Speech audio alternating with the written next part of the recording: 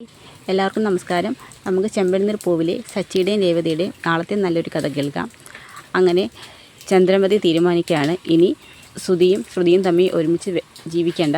അവളെ എൻ്റെ മോനെ ചതിച്ചവളാണ്. അവളൊരു കോടീശ്വരിയാണെന്ന് കരുതി ഞാൻ അവളെ കൊണ്ട് എൻ്റെ മകനെ വിവാഹം കഴിപ്പിച്ചത്. അതുകൊണ്ട് അവളെ ഉപേക്ഷിച്ചതിന് ശേഷം നല്ല സുന്ദരിയും കോടീശ്വരിയുമായുള്ള ഒരു പെൺകുട്ടിയെ എൻ്റെ മകന് വേണ്ടി കണ്ടെത്തണമെന്നൊക്കെ ചന്ദ്ര തീരുമാനിച്ച് ശ്രുതിയുടെയും ഡിവോഴ്സിനായിട്ട് വക്കീലിനെ കാണാൻ പോവുകയാണ്. വക്കീൽ ഓഫീസിൽ ചെന്നിട്ട് വക്കീലിനോട് സംസാരിക്കുന്നുണ്ട്. സാറേ, എനിക്കൊരു ഡിവോഴ്സ് കേസിൻ്റെ കാര്യമായിട്ട് ബന്ധപ്പെട്ടാൽ ഞാൻ വന്നതെന്ന് പറയും. ഉടനെ ഇത്രയൊക്കെ പ്രായമായില്ലേ, ഇനിയെങ്കിലും അഡ്ജസ്റ്റ് ചെയ്തങ്ങ് ജീവിച്ചുകൂടെ എന്നൊക്കെ ചോദിക്കും. അയ്യോ സാറേ, എനിക്ക് വേണ്ടിയല്ല, എൻ്റെ മകന് വേണ്ടിയാണെന്ന് പറയും. മകൻ്റെ പേര് സുധി. അവനൊരു വിവാഹം കഴിച്ചു. പെൺകുട്ടി കോടീശ്വരിയാന്ന് പറഞ്ഞ് അവനെ പറഞ്ഞു പറ്റിച്ചാണ്. അവളൊരു കള്ളിയാണ്, ക്രിമിനലാണെന്നൊക്കെ പറയുന്നുണ്ട്. അങ്ങനെ ശ്രുതിയെക്കുറിച്ചാണ് വക്കീലിൻ്റെ അടുത്ത് ഈ കാര്യങ്ങളൊക്കെ പറയുന്നത്. അതുകൊണ്ട് ഇനി അവളുമായിട്ടൊരു ജീവിതം എൻ്റെ മോന് വേണ്ട, അവനും അവളെ വേണ്ട, അതിൻ്റെ കാര്യം സംസാരിക്കാനാണ് ഞാൻ വന്നതെന്നൊക്കെ പറയും. ഇത് നിങ്ങളുടെ മകനല്ലേ ഇവിടെ വന്ന് പറയേണ്ടതെന്ന് പറയും. അതെ, അവന് വലിയ വിഷമത്തിലാണ്. അവന് വേണ്ടിയാണ് ഞാനിവിടെ വന്നിരിക്കുന്നതെന്ന് പറയും. ഉടനെ പറയും, എത്ര വർഷമായി അവരുടെ കല്യാണം കഴിഞ്ഞിട്ട്? ഇപ്പോൾ 2 വർഷം കഴിഞ്ഞെന്ന് പറയും. 2 വർഷം അവർ ഒന്നിച്ച് താമസിച്ചതല്ലേ, പരിഹരിക്കാൻ പറ്റുന്ന പ്രശ്നമാണെന്നുണ്ടെങ്കിൽ നിങ്ങൾ മുതിർന്നവരെല്ലാവരും കൂടി ചേർന്ന് പരിഹരിച്ചിട്ട് അവരൊന്നിച്ച് ജീവിക്കട്ടെ. അല്ലാതെ ഇത്രയും പെട്ടെന്ന് ഒരു ചെറിയ കാലയളവിൽ ഒരു ഡിവോഴ്സൊക്കെ വേണമെന്നൊക്കെ ചോദിക്കും. സാറേ, അത് അവളൊരു കള്ളിയാണ്. അവൾ ഒരുപാട് കള്ളം പറഞ്ഞു. അവളിപ്പം ലാസ്റ്റ് പറഞ്ഞത് അവൾ വലിയ കോടീശ്വരിയാണ്. എന്നിട്ട് അവളിപ്പം ഒന്നുമില്ലാത്തൊരു പിച്ചക്കാരിയാണ് അവൾ. പിന്നെ അവൾ ഇതിനു മുമ്പ് ഒരുപാട് കള്ളത്തരങ്ങൾ പറഞ്ഞു. അതുകൊണ്ട് ഇനി അവളെ എൻ്റെ മോൻ്റെ കൂടെ ജീവിച്ചാൽ ശരിയാവത്തില്ല. ഈ ബന്ധം ഉപേക്ഷിച്ചതിന് ശേഷം അവന് മറ്റു നല്ലൊരു പെൺകുട്ടി വിവാഹം കഴിപ്പിക്കണം എന്നൊക്കെയുള്ള കാര്യങ്ങൾ ചന്ദ്രമതി വക്കീലിൻ്റെ അടുത്ത് പറയുന്നുണ്ട്. അപ്പോൾ വക്കീൽ പറയും, ഇത് നിങ്ങളുടെ തീരുമാനമല്ലേ, നിങ്ങളുടെ മകനും ഇവിടെ വരട്ടെ, നിങ്ങളുടെ മകനോട് ഞാൻ സംസാരിച്ചതിന് ശേഷം നമുക്ക് ഇതിനെക്കുറിച്ച് ആലോചിച്ചാൽ പോരെന്ന് നോക്കും. പറ്റത്തില്ല സാറേ, എത്രയും പെട്ടെന്ന് തന്നെ ഡിവോഴ്സിന് വേണ്ട കാര്യങ്ങൾ ചെയ്യണം എന്ന് വക്കീലിൻ്റെ അടുത്ത് പറയുന്നുണ്ട്. ശരി, ഞാൻ പറയാനുള്ളത് പറഞ്ഞു, ഇനി നിങ്ങളുടെ തീരുമാനം പോലെന്ന് പറഞ്ഞുകൊണ്ട് വക്കീൽ ആ കേസ് ഏറ്റെടുക്കുകയാണ്. ആ സന്തോഷത്തിൽ ചന്ദ്രമതി നേരെ ബാമയുടെ വീട്ടിലോട്ട് വരുന്നുണ്ട്. ബാമയാണ് എല്ലാ കാര്യങ്ങളും, വീട്ടിലെ കാര്യങ്ങളെക്കുറിച്ചൊക്കെ അന്വേഷിക്കാനായിട്ട് ശ്രുതി ഏർപ്പാട് ചെയ്തിരിക്കുന്നത്. ശ്രുതി ബാമയുടെ വീട്ടിൽ വന്നിട്ട് ബാമയൊന്ന് സോപ്പിട്ടിട്ടൊക്കെയാണ് പോയിരിക്കുന്നത്. ആൻറ്റി എൻ്റെ സ്വന്തം അമ്മയെ പോലെ. ആൻറ്റിയുടെ കൂടെ ഇപ്പോൾ വീട്ടിൽ ആരുമില്ല. ആൻറ്റിയുടെ മോൻ പോലും ഇപ്പോൾ ഇങ്ങോട്ട് വരത്തില്ല. ആൻറ്റി വയസ്സായ ആര് നോക്കുമെന്ന് എനിക്ക് എപ്പോഴും ടെൻഷനാണ്. ആൻറ്റി വയസ്സായി കഴിഞ്ഞാൽ ആൻറ്റിയെ ഞാൻ നോക്കും. സ്വന്തം മോളെ പോലെ തന്നെ ഞാൻ ആൻറ്റിയെ കൊണ്ടുപോയി എൻ്റെ സ്വന്തം അമ്മയെ കണക്ക് ഞാൻ കൊണ്ടുപോയി നോക്കുമെന്നൊക്കെ പറഞ്ഞ് ഇതൊക്കെ കേൾക്കുമ്പോൾ ബാമയ്ക്ക് ഭയങ്കര സന്തോഷമാവുന്നുണ്ട്. എൻ്റെ പൊന്നു മോളെ എന്നൊക്കെ പറഞ്ഞ് ഭയങ്കര കെട്ടിപ്പിടുത്തമൊക്കെയാണ്. അതിനുശേഷം പറയുന്നുണ്ട്, ആൻറ്റി എനിക്കൊരബദ്ധം സംഭവിച്ചു പോയി. ഞാൻ ശ്രുതിയോടുള്ള സ്നേഹക്കൂടുതൽ കൊണ്ടാണ് ഞാൻ ഇങ്ങനെയൊക്കെ പറഞ്ഞത്. അതുകൊണ്ട് ആൻറ്റി എനിക്ക് വേണ്ടി എന്തൊക്കെ രീതിയിൽ പെരുമാറുമെന്ന് എനിക്ക് അറിയാൻ പറ്റത്തില്ല. അതുകൊണ്ട് വീട്ടിലെ വിവരങ്ങളൊക്കെ എനിക്ക് എങ്ങനെയെങ്കിലും ഒന്ന് അറിയണം. അത് ആൻറ്റി വിചാരിച്ചാലേ നടക്കത്തുള്ളൂ എന്നൊക്കെ പറഞ്ഞുകൊണ്ട് ശ്രുതി നേരത്തെ ബാമയുടെ വീട്ടിൽ വന്ന് ബാമയോട് സംസാരിച്ചിട്ടുണ്ടായിരുന്നു. ആൻറ്റിയുടെ നീക്കങ്ങൾ എന്തൊക്കെയാണെന്ന് ആൻറ്റി എന്നെ ഒന്ന് അറിയിപ്പിക്കണമെന്നൊക്കെ പറയും. അപ്പോൾ ഒരു ചെറിയ സ്പൈ വർക്കും കൂടിയാണ് ചെയ്യേണ്ടത് ശ്രുതി ബാമയെ ഏൽപ്പിക്കുന്നത്. അങ്ങനെ വക്കീലിനെ കണ്ട കാര്യമൊക്കെ വീട്ടിൽ വന്ന് ചന്ദ്രമതി ബാമയോട് സംസാരിക്കുന്നുണ്ട്. ആ സമയത്ത് ബാമ പറയും, ഇത്രയും പെട്ടെന്നൊരു ഡിവോഴ്സൊക്കെ വേണോ ചന്ദ്രേ, നീ ഒന്നും കൂടി ആലോചിച്ചിട്ട് പോരെ, 2 വർഷം അവർ ഒരുമിച്ച് താമസിച്ചല്ലേ എന്നൊക്കെ പറയും.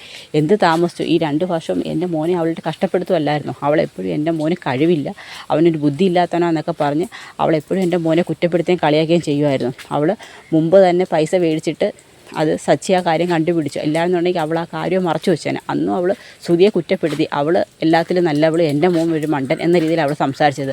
അതുകൊണ്ട് ഇനി അവളെ കണക്കൊരു കള്ളി എന്തായാലും എൻ്റെ കുടുംബത്തിലോട്ട് വേണ്ട. എൻ്റെ മോൻ്റെ ജീവിതത്തിലും എൻ്റെ കുടുംബത്തിലും അവളെ ഇനി ആവശ്യമില്ല. അവൻ ഉപേക്ഷിച്ച് കഴിഞ്ഞാൽ കോടീശ്വരിയെ സുന്ദരിയായ ഒരു പെണ്ണിനെ കൊണ്ട് തന്നെ ഞാൻ എൻ്റെ മോനെ വിവാഹം കഴിപ്പിക്കും. അതിനുശേഷം അവർ സന്തോഷമായിട്ട് ജീവിക്കുന്നത് അവൾ കാണണമെന്നൊക്കെ പറയും. ദൈവം ബാമ പറയും, ഒന്നും കൂടി ആലോചിച്ചിട്ട് പോരേ ബാമേ. അപ്പോൾ ചന്ദ്ര പറയുന്നുണ്ട്, ഇല്ല ബാമേ, നീ അവളെ സപ്പോർട്ട് ചെയ്ത് സംസാരിക്കേണ്ട, നീയാണ് ഈ കല്യാണത്തിനൊക്കെ തുടക്കം കുറിച്ചെന്നൊക്കെ പറയും. ചന്ദ്രയെ, നീ അത് മാത്രം പറയരുത്, ഞാൻ മുന്നേ പറഞ്ഞിട്ടുണ്ടായിരുന്നു നീയായിട്ട് ആ ശ്രുതിയെ നീ വിവാഹം ആലോചിച്ചതെന്നൊക്കെ. ശരി, നീ അവൾക്ക് വേണ്ടി നീ സപ്പോർട്ടൊന്നും ചെയ്യേണ്ടെന്ന് പറയും. അപ്പോഴത്തേക്ക് പിന്നെ ഒന്നും ബാമയ്ക്ക് പറയാൻ പറ്റത്തില്ല. പക്ഷേ ചന്ദ്ര പോയി വക്കീലിനെ കണ്ട കാര്യം ബാമ ശ്രുതിയെ വിളിച്ചറിയിക്കുന്നുണ്ട്.